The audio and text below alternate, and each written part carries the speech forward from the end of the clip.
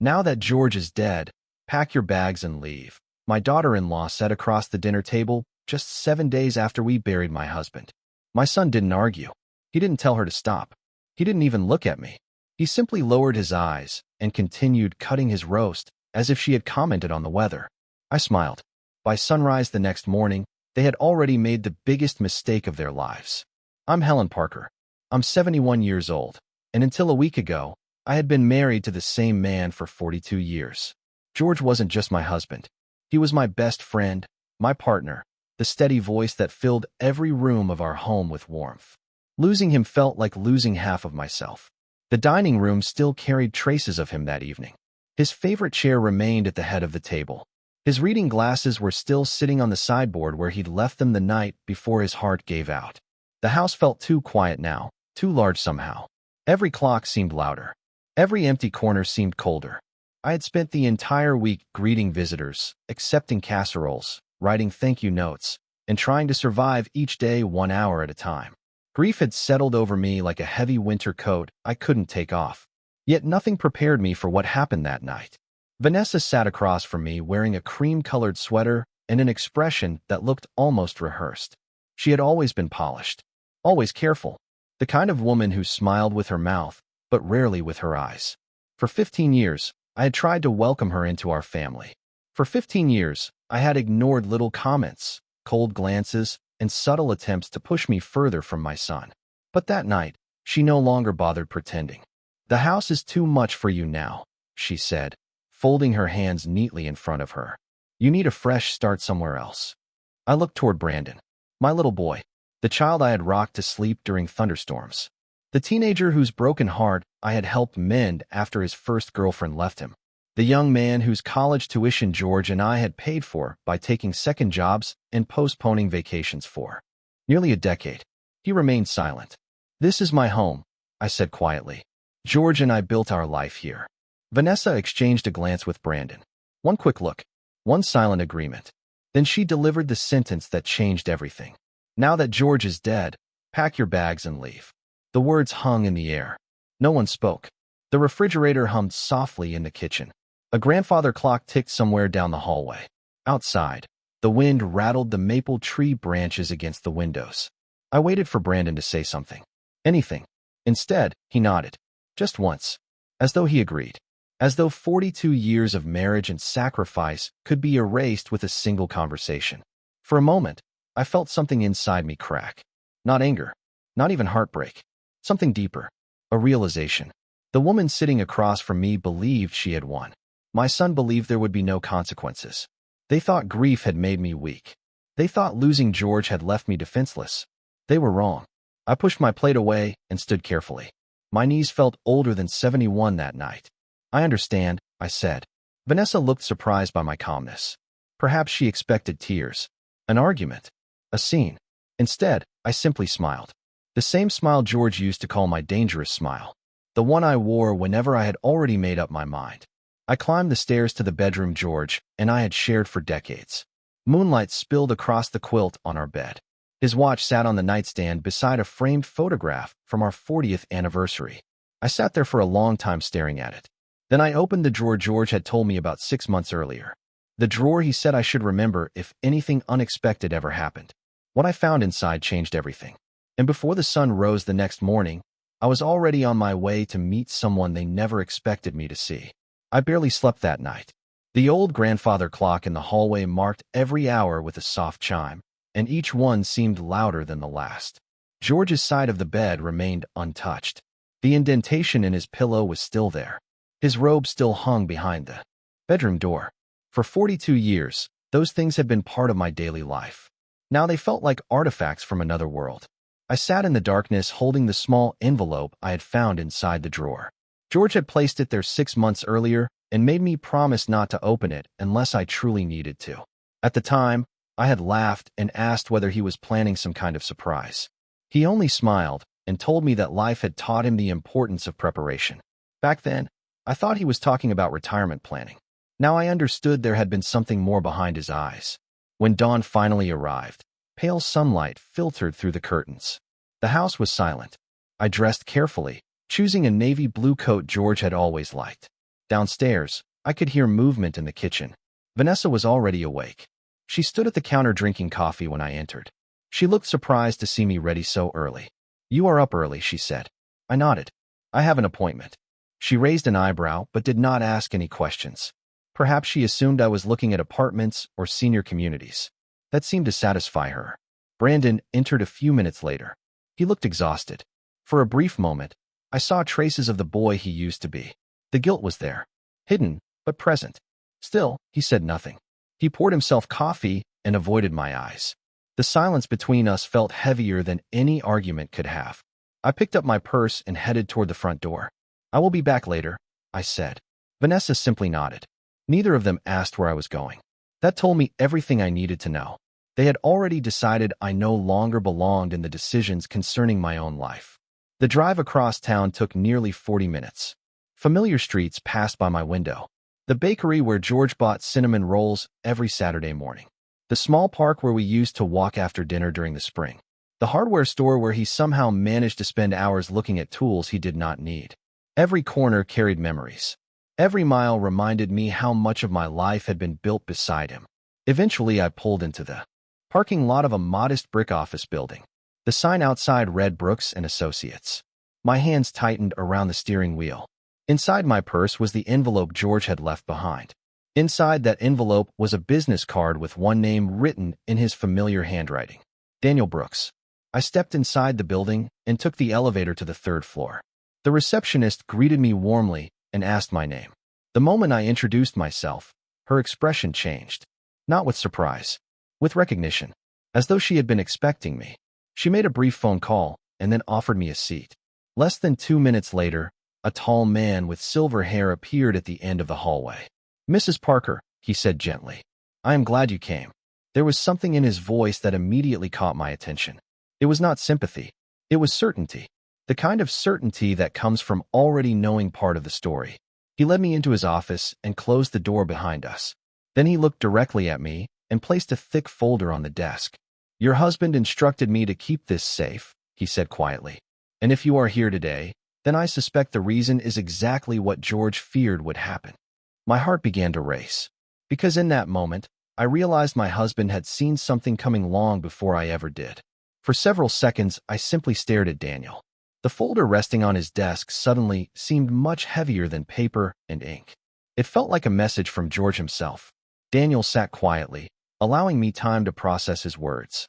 He was a man in his late 60s, composed and professional, but there was a kindness in his eyes that reminded me of old-fashioned values. The kind George respected. Finally, I found my voice. What exactly did George fear? Daniel folded his hands. "Before I answer that, there is something you need to understand. Your husband was a careful man. He paid attention to details, especially when it came to the people he loved." I felt my throat tighten. That sounded exactly like George. Throughout our marriage, he noticed everything. If I changed my hairstyle by half an inch, he noticed. If I was worried about something but tried to hide it, he noticed. He always said people revealed themselves through patterns, not words. Daniel opened the folder. Inside were neatly organized documents, handwritten notes, and copies of correspondence dating back nearly a year. My eyes widened. "George put this together?" Daniel nodded. "Over many months." A strange feeling settled over me. Confusion mixed with curiosity. George had never mentioned any of this. Then again, George had always been protective, especially during the last year of his life when his health began to decline. Daniel slid a sheet of paper across the desk. I immediately recognized George's handwriting. Even after 4 decades, I would have recognized it anywhere. My fingers trembled as I picked it up. The note was short. "Helen, if you are reading this, circumstances unfolded exactly as I feared. Do not panic. Do not argue. Do not defend yourself. Listen carefully to Daniel. Everything is already in place." I had to stop reading for a moment. Tears threatened to form, but I blinked them away. George was gone. Yet somehow he was still speaking to me, still protecting me. Daniel waited patiently until I looked up again. "Several months ago, George requested a private meeting with me," he explained. He was concerned about certain changes he had observed within the family. My stomach tightened. I already knew who he meant. Daniel continued carefully. He noticed increasing pressure regarding finances, property decisions, and future inheritance matters. Nothing illegal, nothing dramatic, but enough to concern him. As he spoke, memories began resurfacing. Vanessa asking unusually detailed questions about investments. Vanessa wanting copies of insurance information. Vanessa suggesting that George simplify ownership records because it would make things easier for the next generation. At the time, I dismissed those conversations. George apparently had not. Did he tell you why he never mentioned this to me? I asked quietly. Daniel gave a small smile. He did. He believed your kindness was one of your greatest strengths. But he worried that same kindness sometimes prevented you from seeing people's intentions clearly. That sounded painfully accurate. For years, I had chosen peace over confrontation. I had excused behavior that should have worried me. I had convinced myself that every uncomfortable situation had an innocent explanation. Daniel turned another page. There is more. His voice lowered slightly. About 6 months ago, George made several legal changes. He instructed me to release specific information only if certain events occurred after his passing. My heart began beating faster. The room suddenly felt very still. Outside the office window, traffic moved along the busy street below. People walked their dogs. Cars stopped at red lights. Ordinary life continued as if nothing extraordinary was happening. Yet inside that office, my entire understanding of the last year was beginning to change. Daniel closed the folder and looked directly at me. Mrs. Parker, your husband anticipated that someone might try to remove you from your own home shortly after his death. I felt cold all over. Because George had predicted exactly what happened. And if he had seen that coming, I could only imagine what else he had prepared for. For a long moment, I could not speak. I simply sat there staring at Daniel while George's words echoed through my mind. My husband had known. Somehow, months before his passing, he had seen the direction things were moving. More importantly, he had done something about it. Daniel reached for another document inside the folder and carefully placed it in front of me. George was never interested in conflict, he said. In fact, he specifically instructed me to avoid creating any unnecessary family disputes after his death. But he also believed preparation was an act of love. I looked down at the document. It was dated almost 5 months earlier. George's signature appeared at the bottom in bold blue ink. Seeing it made my chest ache. It was strange how a simple signature could feel like hearing someone's voice again. Daniel continued. The concerns did not begin all at once. According to George, they developed gradually. Small conversations, small requests, small assumptions. I nodded slowly. As he spoke, more memories surfaced. Vanessa asking whether the house would eventually belong to Brandon. Vanessa insisting that certain financial records should be shared with family members. Vanessa suggesting that retirement assets should be simplified so future transfers would be easier. At the time, those conversations seemed harmless. Looking back, they felt different. George apparently noticed the pattern long before I did. Daniel opened a notebook filled with handwritten entries. These are George's personal observations. I swallowed hard. Observations. Nothing dramatic, Daniel said. Just notes. Dates. Conversations. Concerns. He wanted a record in case certain assumptions proved correct. My eyes moved across the pages. There were dozens of entries. Brief notes written in George's familiar style. Precise. Organized. Thoughtful. One entry caught my attention immediately. Vanessa asked again about ownership documents today. Appeared disappointed when I changed the subject. Another entry read, Brandon seems uncomfortable discussing future inheritance. Avoids eye contact when the topic comes up. A third entry was shorter than the others. Helen still believes everyone wants the best for one another. I hope she's right. That sentence nearly broke my heart. Not because it was critical, because it was true. For years, I had convinced myself that family disagreements were temporary, that misunderstandings could be solved through patience, that kindness would eventually be returned with kindness. George had always admired that quality in me, yet apparently he had also worried about it. Daniel waited quietly while I continued reading. Finally, I asked the question that had been growing in my mind. What exactly did George change? Daniel leaned back slightly. Several things. He paused. But before we discuss the legal details, there is something else you need to see. He reached into the folder and removed a sealed envelope. My name was written on the front in George's handwriting. Helen. Nothing more. Just my name. My hands trembled as I accepted it. He wanted you to read this only if you came here, Daniel said softly. The office suddenly felt very quiet. Even the sounds from the street outside seemed distant. I carefully opened the envelope and unfolded the letter inside. The paper carried the faint scent of George's study, the smell of old books and cedar wood. For a moment, I could almost imagine him sitting across from me, smiling, watching, waiting for me to understand. I began reading the first line. Within seconds, my eyes widened, because the very first sentence revealed a secret George had hidden from everyone, including me. My eyes moved slowly across the page. The first sentence stopped me cold. Helen, if you are reading this, then I am no longer here to say these words myself, so I need you to trust me one last time. I swallowed hard and continued reading. George's voice seemed to come alive inside my mind with every line. He wrote the way he spoke. Calm, direct, thoughtful. The letter explained that nearly a year earlier, he had begun reviewing every major financial document connected to our estate. Not because anything was wrong, but because he wanted everything organized for retirement. During that process, he noticed something unexpected. Certain conversations kept repeating. Questions about ownership, questions about future transfers, questions about access. None of them were inappropriate by themselves. Yet together they created a pattern he could not ignore. I kept reading. George explained that he never wanted to believe anyone in the family would place money above relationships. He hoped he was being overly cautious. Still, caution had always been part of his nature. He wrote that preparation was not a sign of distrust. It was a responsibility. Then I reached the part that made my heart pound. Several months before his death, George quietly restructured portions of our estate.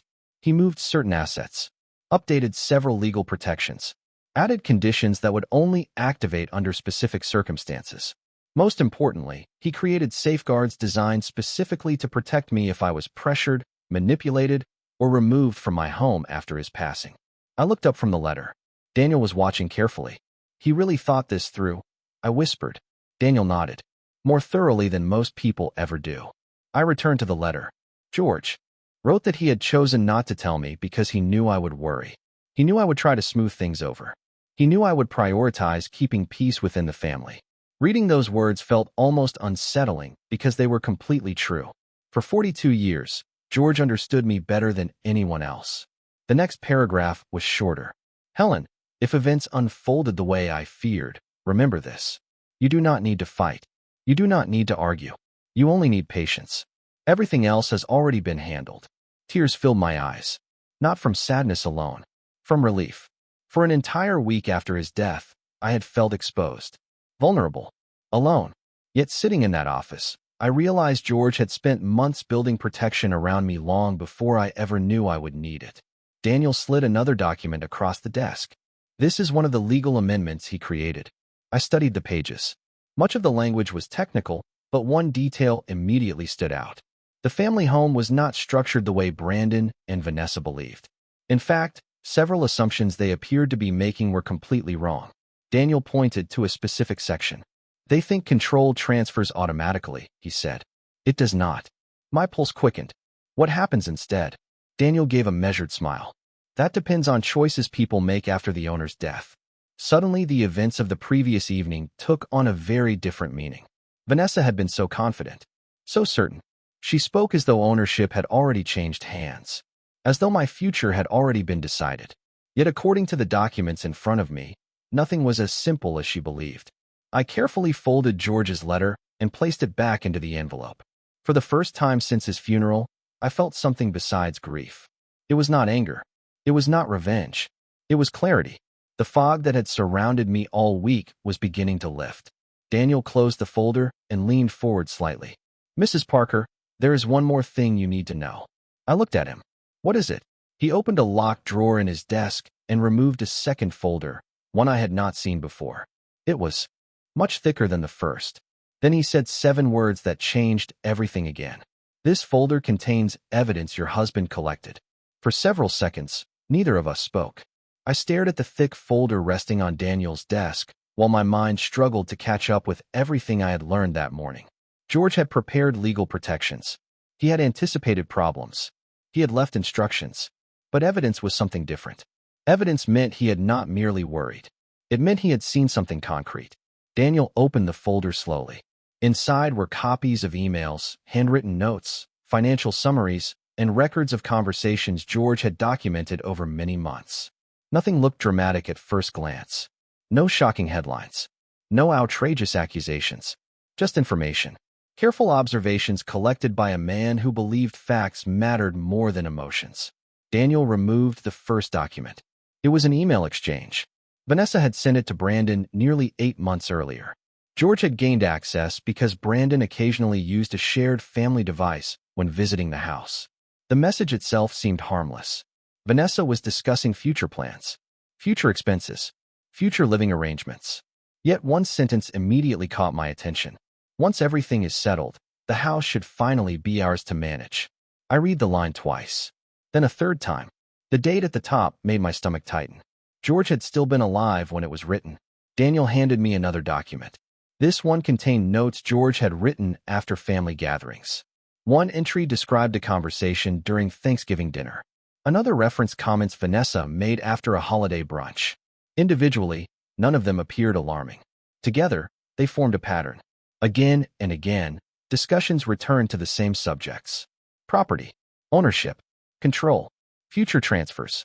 I felt a growing sadness settle over me. Not because of money, because of what it revealed. While George and I spent our final year together focusing on family memories, someone else appeared focused on what would come afterward. Daniel turned another page. Your husband never wanted assumptions, he said quietly. That is why he documented everything. I nodded. That sounded exactly like George. He trusted evidence. Not rumors. Not speculation. Evidence. The next document surprised me even more. It was a record of a meeting George had requested with a financial advisor 6 months earlier. During that meeting, he specifically asked what protections existed for a surviving spouse if family pressure became a concern after death. Reading those words felt almost unreal. George had been preparing for situations I never imagined. Yet somehow he remained calm throughout all of it. Daniel pointed toward a handwritten note attached to the meeting summary. The note contained only one sentence. Helen deserves security, not uncertainty. My eyes filled with tears again. Even now, everything George had done centered on protecting me rather than punishing anyone else. That realization mattered. This was not revenge. It was foresight. Daniel closed part of the folder and leaned forward slightly. There is another reason I wanted you to see this. I looked up. What reason? Because what happens next will require patience. His expression remained steady. You now understand that George prepared extensively. But the people at home do not know any of this. I immediately understood what he meant. Vanessa believed she was in control. Brandon believed events were moving exactly as expected. Neither of them knew about the legal safeguards. Neither of them knew about the letters. Neither of them knew about the evidence. For the first time since George's funeral, I felt the balance beginning to shift. Not publicly, not dramatically, quietly, the same way George had always handled important things. Daniel gathered the documents and returned them to the folder. Then he slid a single sheet of paper across the desk. Before you leave today, he said, there is one final instruction your husband wanted me to give you. I looked down at the page. At the top was a date. 2 weeks from now. Beneath it was a location. And beneath that was a sentence written entirely in George's handwriting. No matter what happens before then, do not tell them what you know. When I finally left Daniel's office, the afternoon sun was beginning to sink toward the horizon. The folder remained safely locked inside my purse, along with George's letter and the instructions he had left behind. During the drive home, I kept replaying one sentence in my mind. No matter what happens before then, do not tell them what you know. It sounded simple, yet I already understood how difficult it would be. By the time I pulled into the driveway, several hours had passed. The house looked exactly the same from the outside. The white shutters, the flower beds George had planted years ago, the oak tree in the front yard. Everything appeared unchanged. But I knew something important had shifted. Not in the house. In me. I stepped inside carrying my purse and coat. Voices drifted from the kitchen. Vanessa was talking excitedly about something. The moment I entered, the conversation stopped. She smiled quickly. Too quickly. Brandon looked up from his chair. How was your appointment? He asked. It was the first genuine question he had asked me all day. For a brief moment, I almost told him everything. I almost explained what I had learned. Then I remembered George's instructions. It was productive, I replied calmly. Vanessa exchanged a glance with Brandon. Did you look at any communities? She asked. The question sounded casual. It was not. I could hear the hope hidden underneath it. I removed my coat and hung it by the door. I gathered information, I said. Technically, it was the truth. Vanessa's shoulders visibly relaxed. Apparently, that answer satisfied her. During dinner, I observed them carefully. For years, I had overlooked small details. Now I noticed everything. Vanessa seemed unusually cheerful. She talked about future renovations, future plans, future possibilities. Several times she referred to the house as though changes were inevitable. Brandon mostly listened. Occasionally he nodded. Occasionally, he looked uncomfortable. The guilt I noticed earlier had not disappeared. It seemed to be growing. After dinner, I went upstairs to my room. Through the floorboards, I could hear faint laughter from downstairs. They sounded relieved, confident, certain. The realization should have hurt. Instead, it gave me clarity. They believed the future was already decided. They believed I was preparing to leave quietly. They believed George's story had ended with his funeral. None of those assumptions were true. The next few days followed a strange pattern. Vanessa became increasingly comfortable. She began discussing furniture arrangements in common areas. She measured sections of the living room. One afternoon, I even overheard her talking about converting George's study into something else entirely. Every comment revealed the same thing. She believed ownership and control were already hers. I said nothing. I simply listened. Meanwhile, Brandon seemed increasingly restless. Twice I caught him staring at old family photographs hanging in the hallway. Once I found him sitting alone on the back porch where George used to drink coffee every morning. He looked lost, yet he still said nothing. George had always told me that silence reveals character. Now I was learning how true that was. For days after my meeting with Daniel, a certified letter arrived at the house. Vanessa happened to bring it inside. When she saw my name on the envelope, curiosity flashed across her face. "What is this?" she asked. I accepted the letter calmly. Personal business. Her smile faltered slightly. That evening, after everyone went to bed, I opened the envelope inside my room. My heart immediately began racing. It was not from Daniel. It was not from the attorney's office. It came from the location listed in George's final instructions. And according to the letter, the meeting scheduled 2 weeks after his death had just been moved forward. It would happen much sooner than anyone expected. The following morning arrived gray and overcast. Rain tapped softly against the kitchen windows as I drank coffee alone at the table. Across from me sat George's empty chair. For years, mornings had been our time. He would read the newspaper while I planned the day. Sometimes we talked. Sometimes we sat quietly together. Neither of us ever felt the need to fill every silence. Now the chair remained empty, yet somehow I felt closer to him than I had. Since the funeral, his plans were unfolding exactly as he intended. The letter from the previous night stayed hidden inside my purse. I had read it 3 times before going to bed. The meeting had been moved up by nearly a week. Whatever George had arranged was happening sooner than expected. That realization made every hour feel important. Downstairs, Vanessa appeared unusually cheerful. She hummed while preparing breakfast and spent nearly 20 minutes scrolling through furniture websites on her tablet. Several times, she showed Brandon photographs of remodeled living rooms. New paint colors, new shelving, new layouts. She spoke about changes as though they were already approved. Brandon barely responded. His silence had become impossible to ignore. He looked exhausted. Dark circles rested beneath his eyes. More than once I caught him staring toward the hallway leading to George's study. Something weighed heavily on him. Yet he continued saying nothing. Later that afternoon, I stopped by the grocery store. It felt good to leave the house for a while. Familiar faces greeted me in the aisles. People offered condolences, shared memories about George. One neighbor told me how George had helped repair a fence after a storm years earlier. Another remembered coaching Little League with him. Listening to their stories reminded me that a person's true legacy is not property or money. It is how people remember them when they are gone. When I returned home, I immediately sensed something was different. The atmosphere inside the house felt tense. Vanessa stood near the kitchen island with her arms crossed. Brandon sat quietly at the table. Neither looked happy. "Everything all right?" I asked. Vanessa forced a smile. "Of course." The answer came too quickly. Brandon avoided eye contact altogether. I said nothing further and headed upstairs. Experience had taught me that people often reveal more when left alone with their discomfort. An hour later, while organizing a few items in my bedroom, I heard raised voices drifting through the floor. Not shouting, just sharp conversation. The kind that happens when people disagree but do not want others listening. I could not make out every word. Only fragments. Questions. Concerns. Uncertainty. For the first time, Vanessa did not sound completely confident. That evening another envelope arrived. This one was delivered by courier rather than regular mail. I accepted it personally before anyone else could.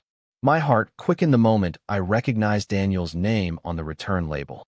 Inside was a brief note requesting my presence at a private meeting in 3 days. 3 days.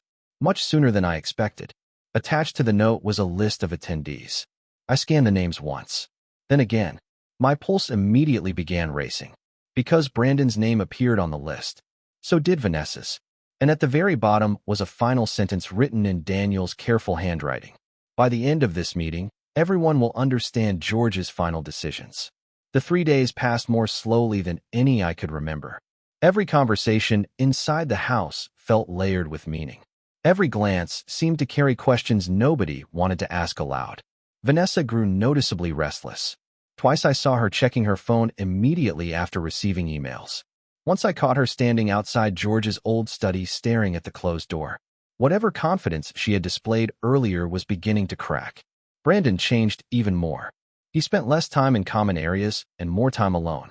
One evening, I found him sitting on the back porch long after sunset, staring across the yard where George used to trim the hedges every spring. He looked older somehow. Not in years. In regret. The morning of the meeting arrived clear and bright. Sunlight filled the kitchen as I prepared coffee. Nobody spoke much during breakfast. Vanessa kept checking the clock. Brandon barely touched his food. Around 10 o'clock, we left for Daniel's office in separate cars. The drive felt strangely familiar. The same streets. The same intersections. Yet everything felt different now. This time I was not arriving with questions. I was arriving with answers. When I entered the conference room, Daniel greeted me warmly. Several folders sat neatly arranged on a long polished table. A large window overlooked the city skyline. Beyond the glass, ordinary life continued. Inside the room, however, something important was about to happen. Brandon arrived a few minutes later. Vanessa followed closely behind him. The moment she noticed the number of folders on the table, her expression tightened. Daniel waited until everyone was seated before speaking. "Thank you all for coming," he began. His voice remained calm and professional. George Parker left very specific instructions regarding today's meeting. At the mention of George's name, Brandon lowered his eyes. Vanessa sat perfectly still. Daniel opened the first folder. Over the last several years, George conducted a comprehensive review of his estate planning. Vanessa shifted slightly in her chair. "This is just a standard reading of documents, correct?" she asked. Daniel looked directly at her. "Not exactly." The room became very quiet. He continued.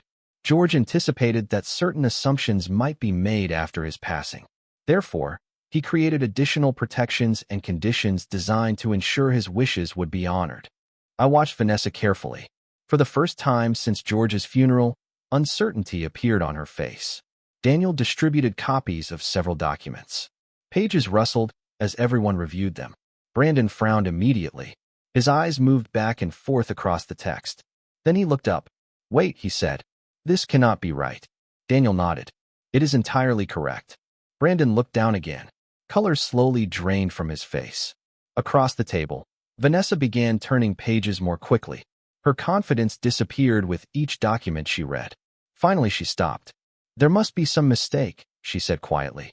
Daniel folded his hands. "There is no mistake." The silence that followed felt enormous. Years of assumptions were collapsing in real time. Then Daniel opened the final folder. The thick one. The folder containing George's notes, observations, and instructions. He looked around the table before speaking again. "There is one final matter George wanted addressed today." My heart began to race. Because I knew exactly what folder he was holding. And judging by the sudden fear in Vanessa's eyes, she was beginning to realize it too. Daniel opened the final folder with deliberate care. No one spoke.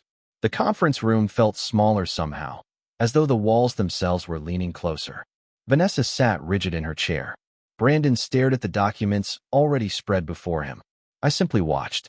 For the first time since George's funeral, I was no longer afraid of what came next. Daniel removed several pages and placed them neatly on the table. These materials were compiled personally by George Parker over the course of many months, he said. They are not accusations. They are observations, records, and supporting documentation. Vanessa immediately crossed her arms.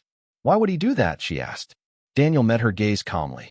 Because he believed important decisions should be based on facts. Nobody responded. Daniel continued. One by one, he reviewed the records George had assembled. Copies of correspondence, notes from meetings, summaries of conversations, patterns that stretched back nearly a year. None of the individual items seemed dramatic on their own, yet together they painted a very clear picture. Again and again, discussions centered on future ownership, future control, future access to assets, future decisions regarding the family home. I glanced toward Brandon. His expression had changed completely. He no longer looked confused. He looked devastated. Daniel handed him several pages. Your father documented these concerns because he wanted clarity, not conflict. Brandon read silently. His hands trembled slightly as he turned the pages. Across the table, Vanessa's confidence continued to fade. Then Daniel revealed the final document. It was not a legal amendment. It was not a financial report.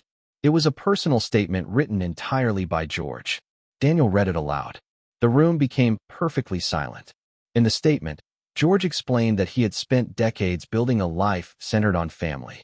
He loved his son deeply. He wanted future generations to thrive. But he also believed respect must come before inheritance. Compassion must come before ownership. Character must come before entitlement. Every word sounded unmistakably like him.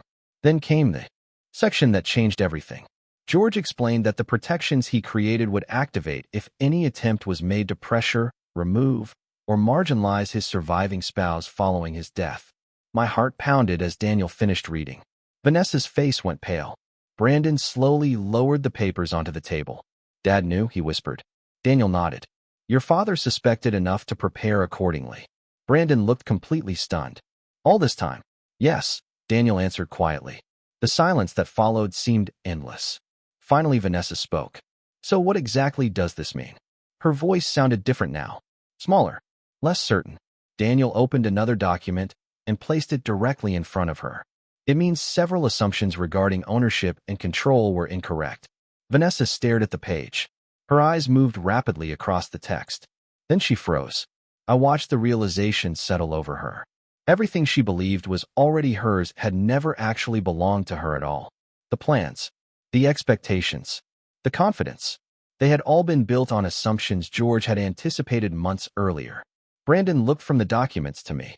His eyes filled with a mixture of guilt and disbelief.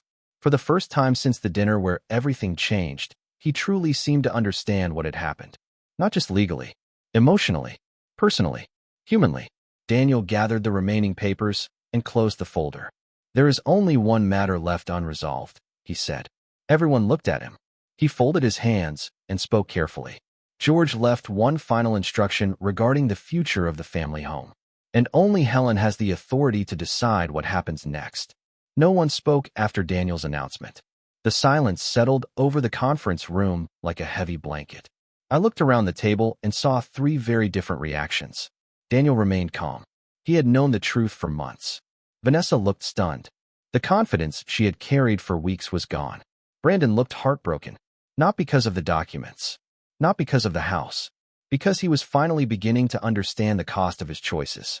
Daniel turned toward me. Mrs. Parker, your husband left complete authority regarding the residence in your hands. You may continue living there indefinitely. You may transfer it. You may sell it. The decision belongs entirely to you. Hearing those words felt surreal. For days I had listened while others discussed my future as though I were not even present. Now the truth sat plainly on the table. George had trusted me.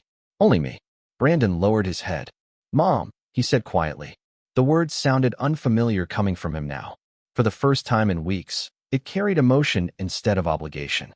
I did not know. I studied his face. He looked exhausted, older than his 43 years. There was no arrogance left. No certainty.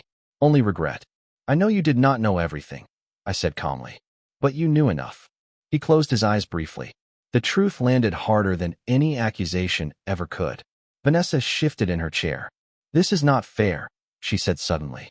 Her voice trembled. We were trying to plan for the future. Daniel responded before I could.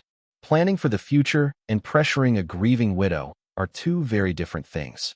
Vanessa looked away. For once, she had no response. The meeting ended shortly afterward. Documents were collected.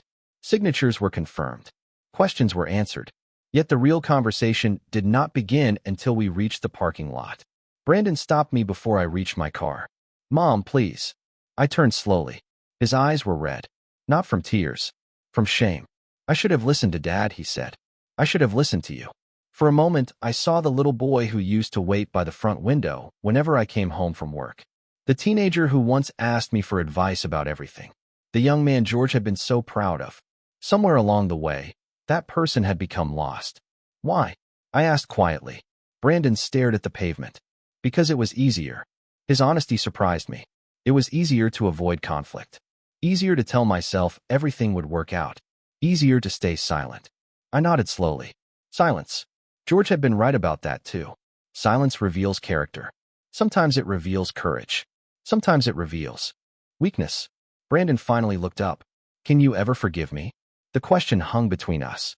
I thought about the dinner table. About George's empty chair. About the words that had been spoken only days after his funeral.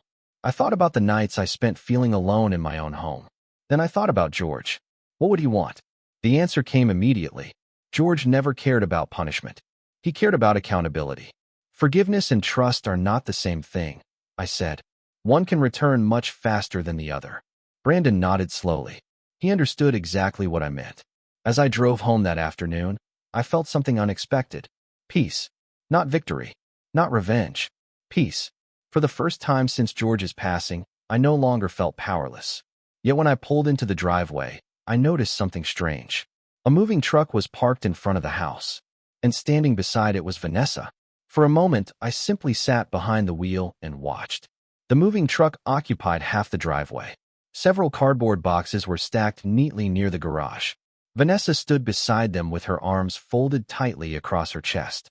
She looked nothing like the confident woman who had spoken so boldly only days earlier. The certainty was gone. The smile was gone. Even the way she carried herself had changed. I stepped out of the car and closed the door quietly. Neither of us spoke at first. The late afternoon sun cast long shadows across the lawn George had cared for so meticulously. The house stood exactly as it always had. Yet everything inside it felt different now. Vanessa glanced toward the moving truck and then back at me. "Brandon told me what happened at the meeting," she said. Her voice sounded tired. I nodded. There was nothing else to say. The facts spoke for themselves. She looked away for a moment. "I never thought things would end like this." Again, I said nothing. Over the years, I had learned that silence often reveals more than arguments ever could. After several uncomfortable seconds, she finally sighed. "You probably think I am a terrible person." The question surprised me, not because of the words themselves, but because it was the first honest thing I had heard from her in a very long time. I looked at the boxes beside the truck. Pieces of a life being packed away, plans being dismantled, expectations being carried out through the back of a moving vehicle. "I think people tell themselves stories," I said calmly. "Sometimes those stories become more important than reality." Vanessa lowered her eyes. For the first time, she did not try to defend herself. Inside the house, the front door opened. Brandon stepped onto the porch. He looked from me to Vanessa and back again. The tension between them was obvious. Whatever conversations had taken place after the meeting were clearly difficult ones. He walked slowly toward us. "Mom," he said quietly, "I wanted to talk to you." I nodded. Vanessa remained silent. Brandon took a deep breath. "I have spent the last few days thinking about Dad." His voice wavered slightly. "About what he believed. About what he tried to teach me." He paused. "And about how badly I failed both of you." The words hung in the air. No excuses. No explanations. Just accountability. I could almost hear George's voice telling me to listen carefully. People reveal themselves when they stop defending themselves. Brandon continued. "I cannot change what happened, but I can stop pretending it did not happen." For a long moment, none of us moved. The wind stirred the leaves in the oak tree. Somewhere in the neighborhood, a lawn mower hummed in the distance. Ordinary sounds. Ordinary life. Yet something important was taking place. Not a victory. Not a defeat. A reckoning. I looked toward the front porch where George used to sit every evening with a glass of iced tea. I could picture him there so clearly that it almost hurt. Then I realized something. Throughout this entire ordeal, the greatest gift he left behind was not legal protection. It was clarity. He had forced the truth into the open where everyone could finally see it. I turned back toward Brandon and Vanessa. Your father loved this family, I said. More than anything. Both of them listened carefully. The question now is whether the rest of us are willing to deserve that love. Neither answered immediately. They did not need to. Some questions require time. As the sun dipped lower behind the trees, I looked at the house George and I built together over 42 years. For the first time since his passing, it felt like home again. 6 months later, I found myself sitting on the front porch on a warm spring evening, watching the sun disappear behind the trees. The air smelled of freshly cut grass. Somewhere nearby, children laughed as they rode bicycles down the sidewalk. Life had continued moving forward, just as it always does. The difference was that I had finally learned to move forward with it. The house felt peaceful again. George's study remained exactly as he left it. His favorite books still lined the shelves. His old reading lamp still sat beside the chair where he spent countless evenings. Sometimes I stepped inside and simply sat there for a few minutes. Not because I was trapped in grief, because it reminded me of everything we built together. Over 42 years, George taught me many things. Patience, responsibility, loyalty. But the lesson I understood most clearly now was this. Love without respect cannot survive. Respect without honesty cannot survive. And family without both becomes something fragile. Brandon visited regularly. Not out of obligation. Out of effort. Real effort. The kind that requires humility. Rebuilding trust turned out to be much harder than asking for forgiveness. Yet to his credit, he never stopped trying. Some weekends he helped around the house. Other times we simply shared coffee and talked. Slowly, carefully, we began creating something new. Not a return to what existed before. That was impossible. But something honest. Something stronger. As for Vanessa, she moved into a small apartment across town shortly after leaving the house. I heard very little about her afterward. Occasionally her name surfaced in conversation. Occasionally it did not. Life has a way of continuing whether people are ready or not. I did not celebrate her departure. I did not wish her failure. Carrying bitterness would have only given the past more power than it deserved. Instead, I focused on the future. The same future George worked so hard to protect. One afternoon, while organizing old family photographs, I discovered a picture taken nearly 20 years earlier. Brandon stood between George and me, smiling beside a fishing boat at a lake in northern Wisconsin. We looked happy, because we were. Looking at that photograph, I finally understood something that had taken months to learn. The greatest inheritance George left behind was never the house. It was never the savings accounts. It was never the legal protections. It was wisdom. The wisdom to see people clearly. The wisdom to prepare instead of panic. The wisdom to choose dignity over revenge. That realization brought me back to the moment everything changed. The dinner table. The cruel words. The silence that followed. And my smile. For months, I wondered why I smiled in that moment instead of crying. Now I knew. Somewhere deep inside, even before I opened the drawer, even before I met Daniel, even before I learned the truth, part of me still trusted George. Part of me knew he would never leave me completely unprotected. He had spent 42 years proving exactly who he was. And in the end, he proved it one final time. As the last light faded from the sky, I looked across the yard toward the oak tree George planted when Brandon was born. It had grown tall and strong through storms, droughts, and changing seasons. Families are not so different. Some branches break. Some seasons are harder than others. Yet with enough honesty, enough accountability, and enough courage, roots can survive things people never expect. I leaned back in my chair and smiled toward the quiet house behind me. Not because I had won. Not because anyone had lost. But because the truth had finally found its place. And for the first time since George was gone, so had I.